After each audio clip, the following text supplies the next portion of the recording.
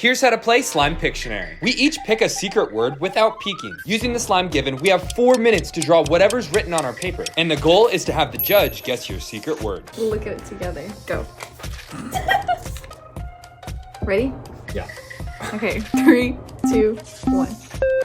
Okay. This is really simple. Really? Mine's easy too. A minute's already gone by?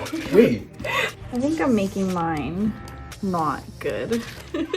Wait, there's not much time. 20 seconds. Wait, I want this last piece. No!